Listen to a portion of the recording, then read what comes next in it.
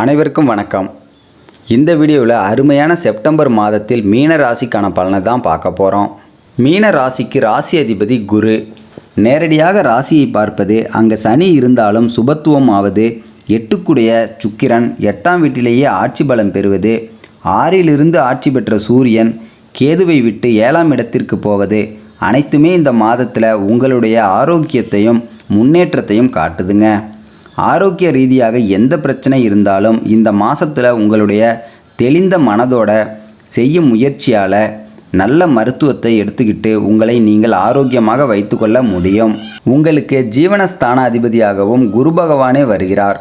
இந்த குரு 5ஆம் இடத்துல இருந்து பாக்கியஸ்தானமான 9ஆம் இடம், லாபஸ்தானமான 11ஆம் இடம் மற்றும் உங்கள் ராசியை சேர்த்து பார்ப்பதால் தொழில் செய்பவர்களுக்கு தொழிலில் புதிய யுக்திகளை பயன்படுத்தி நல்ல லாபத்தை நீங்கள் பார்ப்பீங்க. வரவுக்கு அதிபதியான செவ்வாயும் 4ஆம் இடத்துல இருந்து 10ஆம் வீட்டை பார்ப்பது ஒரு அற்புதமான அமைப்பாகுங்க.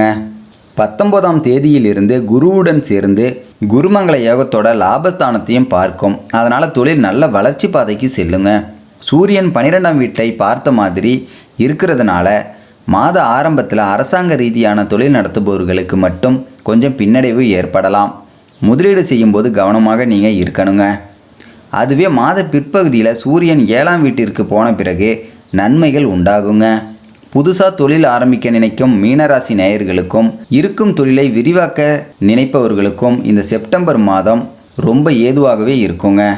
தாராளமாக அந்த முயற்சியை நீங்கள் நம்பி கையில் எடுக்கலாம்.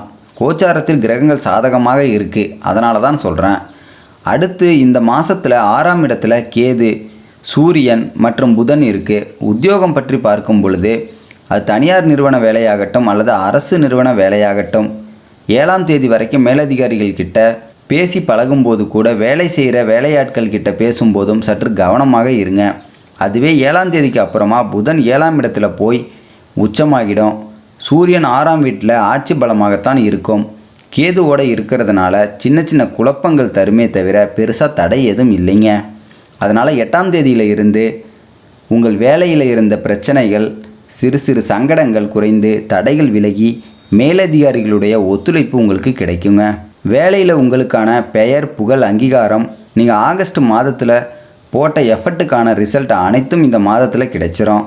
மற்றும் பதவி உயர்வுக்கான பேச்சுவார்த்தைகள் நல்ல விதமாக நடக்குங்க. 5ஆம் வீட்டில் குரு செவ்வாயுடன் இணைவதும் 7ஆம் வீட்டில் புதன் உச்சமாவதும் உங்களுக்கு உத்தியோகத்தில் இந்த மாதத்தில் முன்னேற்றத்தை தரப்போகிறது. வருமானத்தில் இருந்து வந்த தடை, பொருளாதார வளர்ச்சியில் இருந்து வந்த நெருக்கடிகள் இந்த மாதத்தில் நல்லாவே குறைஞ்சிரும். புதுசாக வேலை தேடுறவங்களுக்கு புது வேலை, அதிலும் நல்ல சம்பளத்துடன் வேலை கிடைக்க வாய்ப்பு இருக்குங்க. ஆகவே இந்த மாதத்தில் இருந்து பொருளாதார வளர்ச்சி நன்றாக இருக்கும்.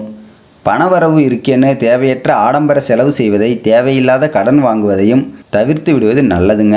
குடும்ப வாழ்க்கையை பற்றி பார்க்கும் பொழுது 2ஆம் அதிபதி செவ்வாய் 4ஆம் வீட்டில் பகையாக இருப்பதால் குடும்பத்தில் பண ரீதியாக, பொருளாதார ரீதியாக, சொத்து ரீதியாக அல்லது தாய்வழி ரீதியாக பிரச்சனைகள் இருக்கும். அதுவும் செவ்வாய் 19ஆம் தேதி பயிற்சியாகும் வரையே இருக்குங்க. அப்புறம் குருவால் நீச்சபங்கம் பெறுவதால் உங்கள் முயற்சியால் பிரச்சனைகள் சரியாகி குடும்பம் அமைதியை நோக்கி செல்லும். 3ஆம் அதிபதியான சுக்கிரன் 8ஆம் இடத்தில் மறைவதால் உங்களுடைய இளைய சகோதர சகோதரிகளுடன் பழகுவதில் ஏதாவது பிரச்சனைகள் ஏற்பட்டு சண்டைகள் வரலாம். அது எந்த வயதில் நீங்கள் இருந்தாலும் நடக்குங்க. அவர்களுடன் பேசுவதில் இந்த மாதத்தில் கவனமாக இருங்க. திருமண வாழ்க்கையை பார்க்கும் பொழுது 7ஆம் இடத்தின் அதிபதி புதன் 7ஆம் தேதி மாலை 7ஆம் இடத்திற்கே வந்து உச்ச வலிமை பெறுவதும், குரு ஏற்கனவே உச்சநிலையில் இருப்பதும் அருமையான அமைப்பு. இதுவரை கணவன் மனைவிக்குள் இருந்து வந்த கருத்து வேறுபாடுகள் குறைந்து அந்யோன்யம் அதிகரிக்கும். விட்டு கொடுத்து போகும் மனப்பக்குவம் ஏற்படுங்க. திருமண முயற்சியில் இருப்பவர்களுக்கு இந்த மாதத்தில் நல்ல நல்ல வரன்கள் வர ஆரம்பிக்கும். சுக்கிரன் 8ஆம் வீட்டில் இருப்பதால் மீனராசி ஆண்களுக்கு வரன் முடிவாவதில் சற்று சிரமங்களை நீங்கள் சந்திக்கலாங்க. பெண் வீட்டில் நிறைய கண்டிஷன் போடலாம். பெண்ணின் எதிர்பார்ப்புகள் அதிகமாக இருக்கலாம். அதுவே செவ்வாய் சிறப்பான அமைப்பில் இருப்பதால் மீனராசி பெண்களுக்கு எதிர்பார்த்தது போல நல்ல இடத்தில் இருந்து வரன்கள் அமையும். குழந்தை பாக்கியத்திற்கு முயற்சிக்கும் மீனராசி நேயர்களுக்கு 5ஆம் வீட்டில் குரு பலமாக இருக்கார். குடும்பத்திற்கு வளர்ச்சி தரும் செவ்வாயும் குருவுடன் சேரப்போகுது என்பதால் இந்த மாதம் அருமையான மாதமாக காணப்படுகிறது. தாராளமாக குழந்தைக்கு முயற்சி செய்யலாம். பலருக்கும் இயற்கையாகவே குழந்தைகள் பாக்கியம் ஏற்படும். ஏற்கனவே குழந்தை உள்ளவங்க குழந்தையுடைய ஆரோக்கியத்தில் நல்ல முன்னேற்றத்தை பார்ப்பீங்க. குழந்தைகளோட படிப்பும் சிறப்பாக இருக்குங்க. நீங்கள் வயதானவர்களாக இருந்தால் உங்கள் குழந்தைகளால் உங்களுக்கு ஆதாயம் இருக்கும். உங்களை நல்ல விதமாக பார்த்துப்பாங்க. காதலிக்கும் மீனராசி நேயர்களுக்கு நீங்கள் ஒரு விஷயத்தை நல்லா புரிஞ்சுக்கணும். உங்களுக்கும் காதலுக்கும் முக்கியமான 5ஆம் வீட்டுக்கு அதிபதி சந்திர கிரகமாக வருகிறது. சந்திரன் ஒரு நிலையற்ற கிரகம். 28 நாட்களில் அனைத்து ராசிகளையும் சுற்றி வந்துவிடும் என்பதால் மீனராசியில் பிறந்தவர்களில் பலருக்கும் காதல் வாழ்க்கை சரியில்லாமல் போகிறது. உங்களுடைய ஜாதகத்தில் சந்திரன் குருவை பார்த்தவாறே பகை வீட்டில் அல்லது நீசகதியில் இல்லாமல் இருப்பது சிறப்பு. இந்த மாதத்தில் கோச்சாரத்தில் குரு 5ஆம் வீட்டில் இருப்பதால் பாசிட்டிவான அமைப்பு தான் காட்டுகிறது.